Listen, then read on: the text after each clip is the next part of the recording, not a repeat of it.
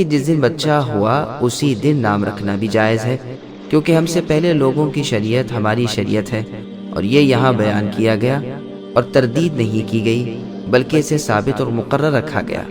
اسی طرح حدیث شریف میں بھی ہے، جس کو امام بخاری اور مسلم لائے ہیں، کہ رسول اللہ نے فرمایا، آج رات میرے ہاں لڑکا ہوا اور میں نے اس کا نام اپنے باپ ابراہیم علیہ السلام کے نام پر ابراہیم رکھا۔ بخاری اور مسلم کی ایک اور روایت میں ہے، انس بن مالک رضی اللہ عنہ اپنے بھائی کو جبکہ وہ تولد ہوئے لے کر رسول اللہ کی خدمت میں حاضر ہوئے۔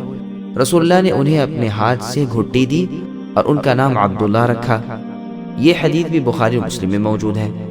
بخاری اور مسلم کی ایک اور روایت میں ہے کہ ایک شخص نے آ کر کہا، اللہ کے رسول، میرے ہاں رات کو بچہ ہوا ہے، کیا نام رکھوں؟ فرمایا، عبد الرحمن رکھو۔ بخاری اور مسلم کی ایک اور حدیث میں ہے کہ ابو سعید رضی اللہ عنہ کے ہاں بچہ ہوا، جسے لے کر آپ رسول اللہ کی خدمت میں حاضر ہوئے تاکہ آپ اپنے دست مبارک سے اس بچے کو گھٹی دیں۔ آپ اور طرف متوجہ ہو گئے، بچے کا خیال نہ رہا۔ ابو سعید رضی اللہ عنہ نے بچے کو واپس گھر بھیج دیا۔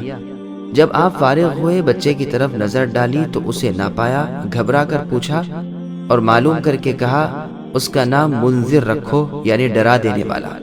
مسند احمد اور سنن میں ایک حدیث مروی ہے جسے امام ترمذی صحیح کہتے ہیں کہ رسول اللہ صلی اللہ علیہ وسلم نے فرمایا، ہر بچہ اپنے عقیقے میں گروی ہے، 7ویں دن عقیقہ کرے یعنی جانور ذبح کرے اور نام رکھے اور بچے کا سر منڈوائے۔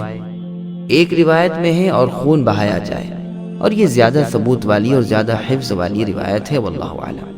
لیکن زبیر ابن بکار کی روایت جس میں ہے کہ رسول اللہ نے اپنے صاحبزادے ابراہیم کا عقیقہ کیا اور نام ابراہیم رکھا، یہ حدیث سندن ثابت نہیں، اور صحیح حدیث اس کے خلاف موجود ہے، لیکن تطبیق بھی ہو سکتی ہے کہ اس نام کی شہرت اس دن ہوئی ہو، واللہ اعلم۔